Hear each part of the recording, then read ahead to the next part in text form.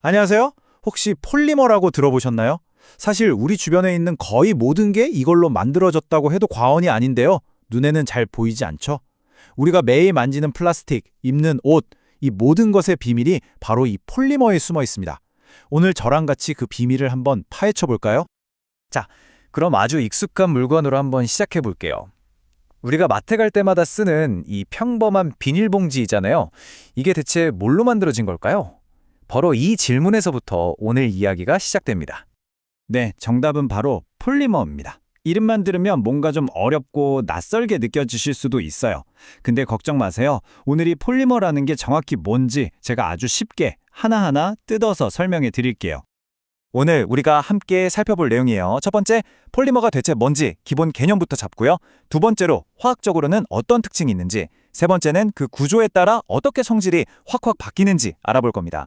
마지막으로 이런 폴리머가 우리 생활에 얼마나 깊숙이 들어와 있는지 한번 둘러볼게요. 자, 그럼 진짜로 시작합니다.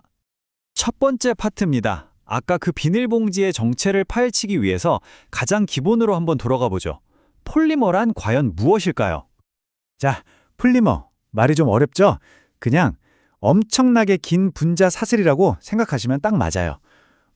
마치 똑같이 생긴 구슬을 수천, 수만 개 꿰어서 만든 아주 긴 목걸이 같은 거죠. 그래서 과학적으로는 고분자라고도 부르거든요. 말 그대로 분자가 어마어마하게 크다는 뜻이에요. 그럼 그 목걸이를 이루는 구슬 하나하나는 뭐라고 부를까요? 그게 바로 모노머입니다. 모노머는 폴리머를 만드는 가장 기본 재료 레고 블럭 한 조각이라고 생각하시면 쉬워요. 이 작은 모노머들이 착착착 결합해서 거대한 폴리머가 되는 겁니다. 그리고 반복 단위라는 게 있어요.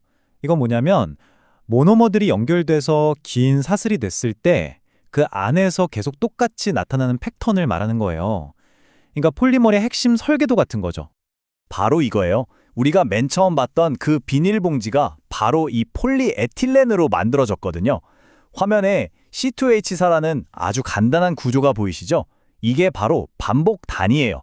이렇게 단순한 조각이 수천, 수만 번 끝없이 이어져서 우리가 아는 그 질긴 비닐봉지가 되는 겁니다.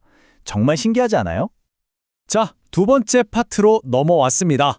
폴리머가 특별한 이유는 바로 이 거대한 크기에서부터 시작되어 분자의 길이와 무게가 물질의 성질을 어떻게 완전히 바꿔놓는지 한번 알아보겠습니다.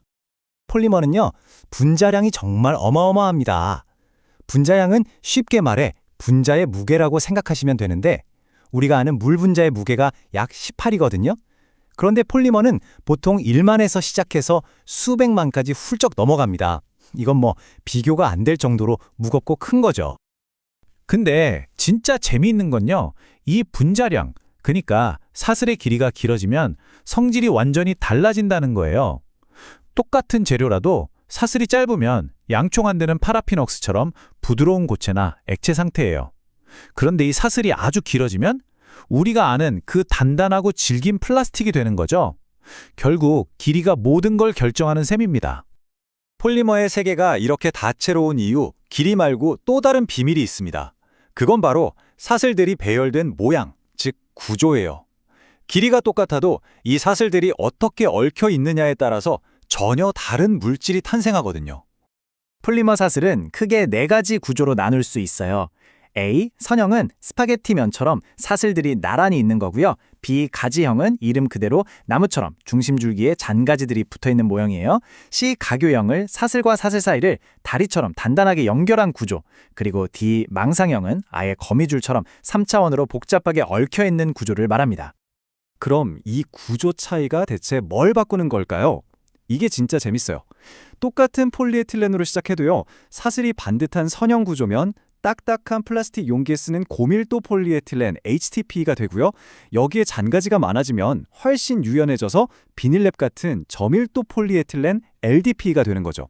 더 나아가서 사슬들을 아예 화학적으로 꽉 묶어버리면 자동차 타이어처럼 탄성 있는 고무가 되고요. 3차원 그물처럼 엮으면 베이클라이트처럼 아주 단단하고 열에 강한 플라스틱이 탄생하는 겁니다. 결국 구조가 기능인 거죠. 자, 어느덧 마지막 파트입니다.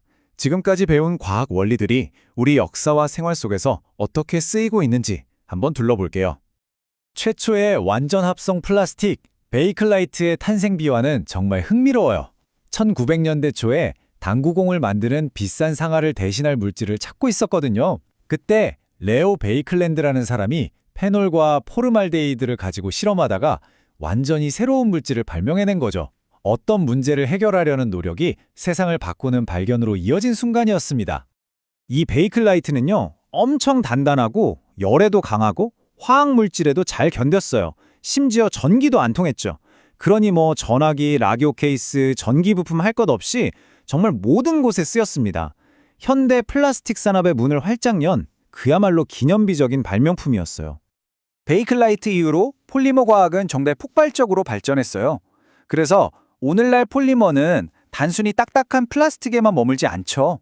물건을 붙이는 접착제, 푹신한 소파 속 폼, 우리가 입는 옷의 섬유, 과자 봉지 같은 얇은 필름까지 정말 우리 삶의 모든 곳에 상상할 수 있는 거의 모든 형태로 존재하고 있습니다. 그리고 폴리머의 혁신은 지금도 계속되고 있습니다. 화면에 보이는 제품들은 옥수수 전분 같은 식물 자원으로 만든 바이오폴리머, PLA라는 건데요.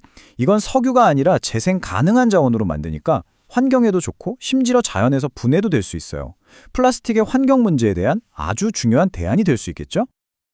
자, 오늘 이야기의 핵심 다시 한번 정리해 볼까요? 결국 이 모든 것은 레고 블록 한 조각처럼 아주 작은 모노모에서 시작된다는 겁니다. 이 단순한 블록을 어떻게 쌓고 어떤 모양으로 연결하느냐에 따라 이토록 복잡하고 다채로운 물질의 세계가 펼쳐지는 거죠. 이게 바로 폴리머 과학이 가진 진짜 매력 아닐까요? 오늘 우리는 폴리머의 가장 기본적인 개념들을 함께 살펴봤습니다. 하지만 이건 정말 시작에 불과해요. 과학자들은 지금도 스스로 상처를 치유하는 플라스틱이나 전기가 통하는 옷감처럼 놀라운 폴리머들을 개발하고 있거든요. 여러분은 미래의 폴리머가 우리 세상을 또 어떻게 바꿔 넣을 거라고 생각하시나요? 그 가능성은 정말 무한합니다.